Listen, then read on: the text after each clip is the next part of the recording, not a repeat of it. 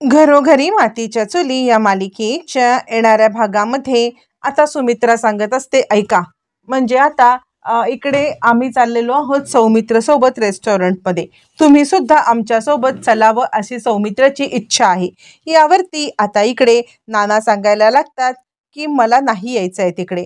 यावरती सुमित्रा म्हणते, ठीक आहे, तुम्ही एक काम करा, अवंतिका मागाहून येणार आहे, तिचे काहीतरी ऑनलाईन काम आहे, तर तुम्ही अवंतिकाच्या सोबत याल का, आम्ही सगळे पुढे होतो. असं म्हटल्यावरती नाना अवंतिका सोबत येणार असं ठरतं. मग सुमित्रा इकडे शर्वरी पण आलेली असते, आजी आणि बाकी सगळेजण ऐश्वर्याला डावलून बाकी सगळेजण आता रेस्टॉरंटमध्ये जायला निघालेले असतात. कारण सौमित्राने सांगितलेलं असतं ही पार्टी माझी आहे आणि माझ्या पार्टीमध्ये मला आता ऐश्वर्या नको आहे. आणि त्यामुळे मग आता अवंतिका नानांना घेऊन निघणार असते आणि तोपर्यंत सौमित्र या सगळ्यांना घेऊन जातो, जेणेकरून ऐश्वर्याला संशय यायला नको की सगळेच जण अचानकपणे कुठे चाललेत किंवा सगळेच जण या सगळ्यामध्ये अचानक गायब कुठे होत आहेत, म्हणून संशय यायला नको या कारणासाठी हा सगळा प्लॅन असतो. मग सुमित्रा तयार होत आणि आता शर्वरी सुद्धा घरी आलेली असते. शर्वरी, सुमित्रा सगळेजण तयार होऊन जे सौमित्राने रेस्टॉरंट बुक केलेलं असतं त्या रेस्टॉरंटच्या दिशेने आता सगळेजण जायला लागतात. ज्या वेळेला सगळेजण रेस्टॉरंटकडे जात असतात त्यावेळेला तिकडून जानकी आणि ऋषिकेश या दोघांना तयार होलेलं पाहताना इकडे सुमित्राला जरासा आता धक्काच बसतो. काय चाललंय हे, म्हणजे हे दोघं जण इकडे कसे काय, काय यांच्या डोक्यामध्ये चाललंय किंवा अजून नवीन काय यांचं प्लॅनिंग आहे काहीच कळत नाहीये. त्यावरती सुमित्रा सौमित्राला म्हणायला लागते, काय रे सौमित्र, तू आणि इथे आम्हाला घेऊन आलास. यावरती मग आता इकडे आजी म्हणते, वा वा वा, म्हणजे हा सगळा सौमित्राचा प्लॅन होता. तर सौमित्राने मुद्दामच आपल्याला इकडे आणून ठेवलेला आहे जेणेकरून आता जानकी ऋषिकेशची भेट व्हावी. वा सौमित्र, चांगलाच उरफाटा निघालास हो तू. आपल्या आई वडिलांना तिने त्रास दिला त्याच बाईला इकडे घेऊन आलास असं म्हणत आता मात्र इकडे आजी आरडाओरडा करायला लागते. तोपर्यंत अजूनही ऋषिकेश आणि जानकी हे दोघंही जण अजूनही लांबच असतात. ते इकडे आतमध्ये आलेले नसतात. ऋषिकेशने हे सगळं ऐकलेलं नसतं. तोपर्यंत सौमित्र सांगायला लागतो, हे बघ आजी, जरा तू शांत राहा, तू शांत राहा, मला या सगळ्यामध्ये तुझ्याशी काहीही बोलायचं नाहीये, मी आईसोबत बोलतोय ना, असं म्हणत तो आता इकडे शांत राहण्यासाठी आजीला सांगतो. तोपर्यंत ऋषिकेश आणि जानकी यांचं तिकडे लक्षच नसतं. ऋषिकेश आणि जानकी एकमेकांशी बोलत असतात. जानकी समोर पाहते आणि ती सांगायला लागते, आपले घरचे सगळे इकडे आलेले आहेत. ऋषिकेश तिच्यावरती आता रागाव आणि जानकी, या कारणासाठी तू मला इकडे आणलं होतंस का. ज्या वेळेला सुमित्रा ऋषिकेशकडे पाहते तिला अचानकपणे लक्षात येतं, अरे बापरे, आज तर आपल्या ऋषीचा वाढदिवस आहे, आपण आपल्या ऋषीचा वाढदिवस कसा विसरलो. त्यावरती ऋषिकेश म्हणतो, जानकी, आत्ताच्या आत्ता इथून निघूया, मला इथे अजिबात कोणत्याही परिस्थितीमध्ये थांबायचं नाहीये, मला अजून अपमानित होऊन इथून जायचं नाहीये, त्यामुळे आत्ताच्या आत्ता आपण इथून निघायचं आहे. जानकी मात्र ठाम असते की ऋषिकेश काहीही झालं तरी मी इथून जाणार नाहीये, ही सगळी माझी माणसं आहेत. असं म्हटल्यावरती ऋषिकेश म्हणतो, ठीक आहे, मग मी निघतो. त्यावरती जानकी त्याला थांबवते. इकडे तोपर्यंत ऐश्वर्याला आता घरच्यांनी कुणीच सांगितलेलं नसतं की सगळेजण रेस्टॉरंटमध्ये चाललेले आहेत आणि त्यावरती आता तिला सारंग सांगायला लागतो, तुम्ही कुठे निघालात.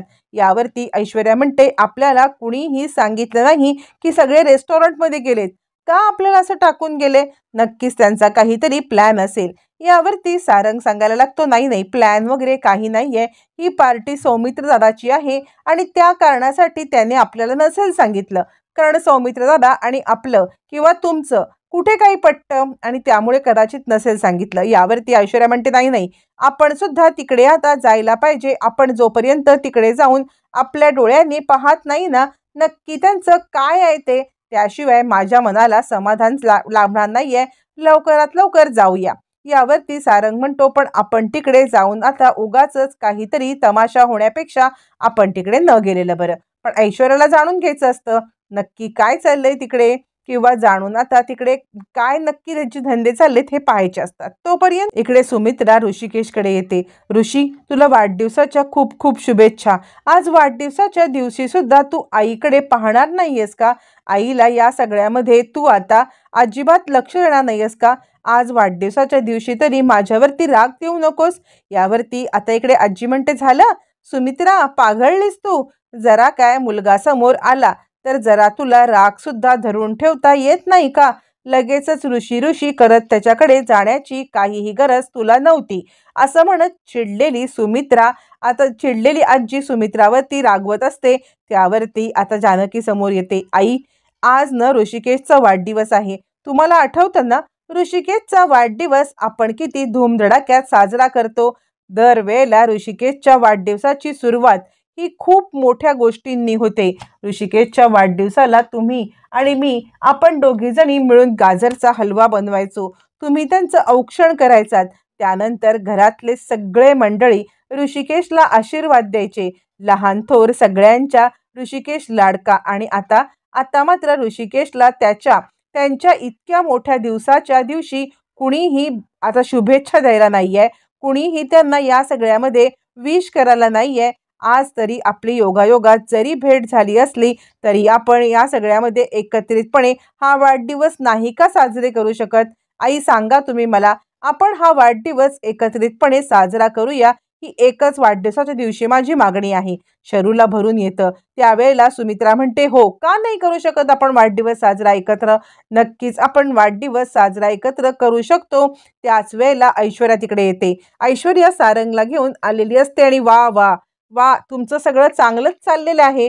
म्हणजे आता ज्या बाईने नानांना ढकललं, ज्या बाईने आपल्या घरामध्ये वादविवाद करण्याचा प्रयत्न केला, ज्या बाईने या सगळ्यामध्ये नानांवरती साप सोडला आणि त्याच बाईची तुम्ही खुशामदीत करत आहात, त्याच बाईला या सगळ्यामध्ये तुम्ही आता सपोर्ट करत आहात. कमाल झाली तुमच्या या सगळ्या वागण्याची. नानांना तिकडे ठेवून आलात, नानांना लपून छपून तिकडे ठेवून तुम्ही हे सगळं सेलिब्रेट करणार आणि मी हे होऊन देईन का?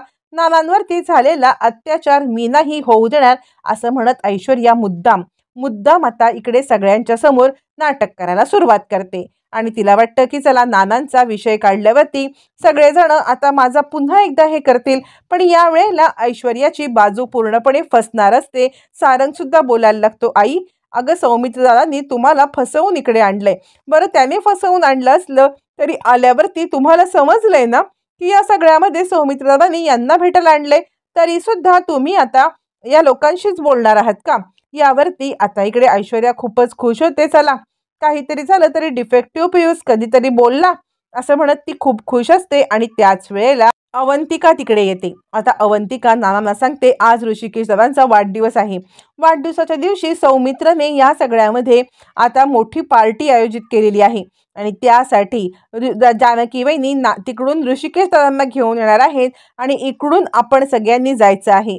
रणदिवे कुटुंबाला या सगळ्यांच्या सोबत आपण तिकडे जायचं आहे. आणि नाना, आज तुम्हाला यायलाच पाहिजे, आज तुम्हाला बोलायलाच पाहिजे.